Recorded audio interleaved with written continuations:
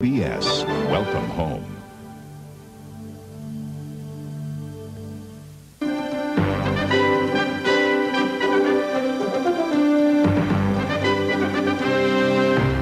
Current statistics indicate that 1 in every 8 women will develop breast cancer at some point in her life. Most cases occur in women over 50, but the disease knows no age restrictions.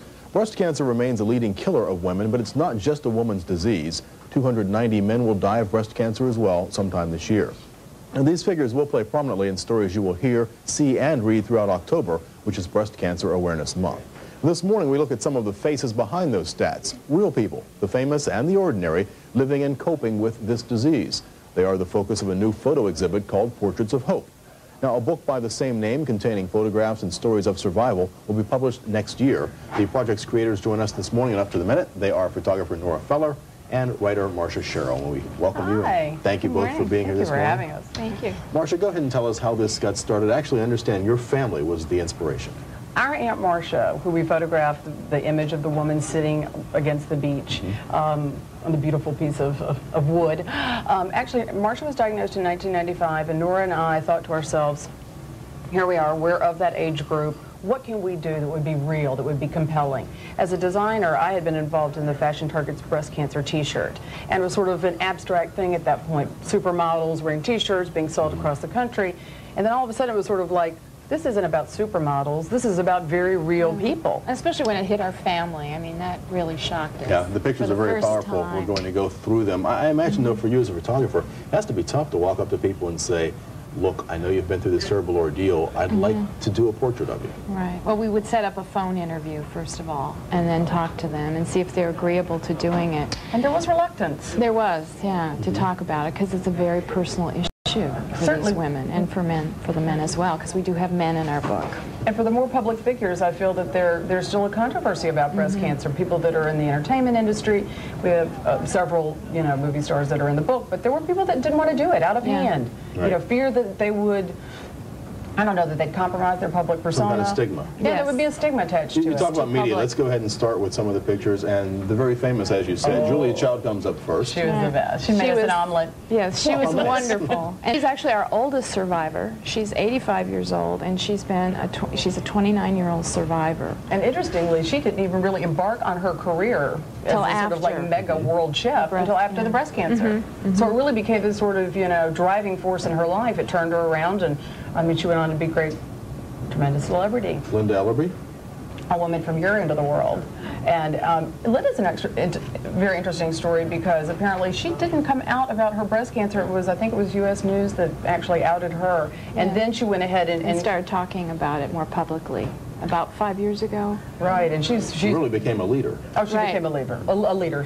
She and Betty Ford. Right. When we look back, I was going to say, we go back to Betty Ford really as when this first became an issue that people could talk about in public. This is not something people like or do talk about much. No. And certainly not when, when Ford assumed office. And Susan Ford is in the photograph with her mother, and she spoke very candidly how the whole family sat down and made a decision in the wake of sort of the whole Nixon situation. The Fords decided that they would lead a very public administration, and when really quickly thereafter, Betty Ford was diagnosed with breast cancer. So as a family, they came out. Yeah, and talked about it.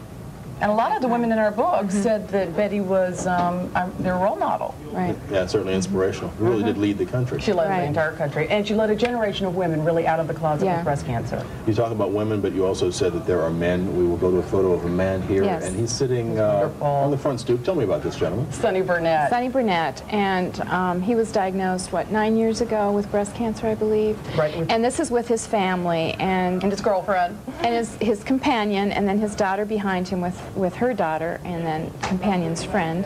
And anyway, we found him through a friend. A lot of these people it's happenstance. It was friends of friends or family. It was amazing once we embarked on this project how many people we talked to, and they said, oh, my friend had breast cancer, you should talk to this person. And you don't just jump into this. You had to do a lot of research. Were you surprised at the wealth of information that's out there and the wealth of things people don't know? I mean, I never knew men got breast cancer until we really started on this project. And I'm unfortunately, a lot of men let it go because they don't really want to acknowledge that they can. Early diagnosis and treatment, right? They don't suspect that they have breast cancer. We actually have a physician in the book, and he wasn't even alert to his own symptoms. I mean, he thought that he was responding to an ulcer medication. So, I mean, yeah, all the stories really want to be very compelling in and of themselves. I mean, we set out to definitely have, you know, a certain amount of celebrities because they are inspirational for people. And then, like, you know, our family is from Minnesota originally. Would it turn out like 3-to-1, 4-to-1 with regular people versus celebrities?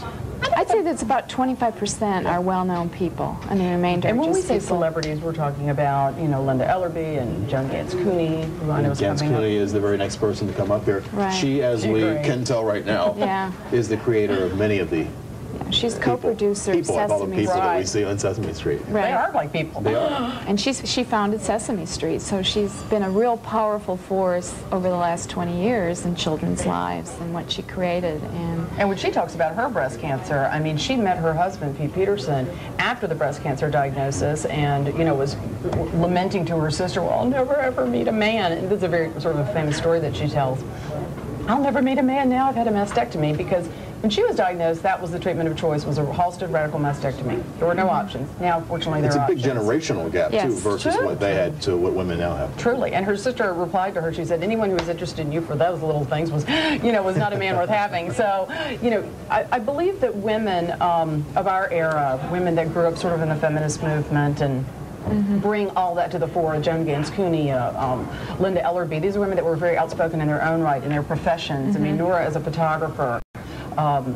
You know, the fact that we had the initiative to start a project like this and go to like a Fujifilm and say, can you support us, and get on the phone. Also to get the project going and to go to people. It really took a lot of impetus to get it going. That was, I tell you, the fun part was taking the pictures. Oh, yeah. The rest of the production and producing this over 2 years. I mean, we actually have been working on this for 3 years. For those of you who are in the New York area, the project opens tonight. And runs throughout the month of October, Breast Cancer Awareness Month, as we said. Actually, till November 8th. Right, till November 8th. If you're in the New York area, just drop by. The Forbes Gallery on 13th and 5th. Okay, you got the plug in there. I didn't have to do it. Okay, thanks very much for dropping by. Thank you very much. And thank you for being with us as well. You're watching CBS News Up to the Minute. We'll be right back.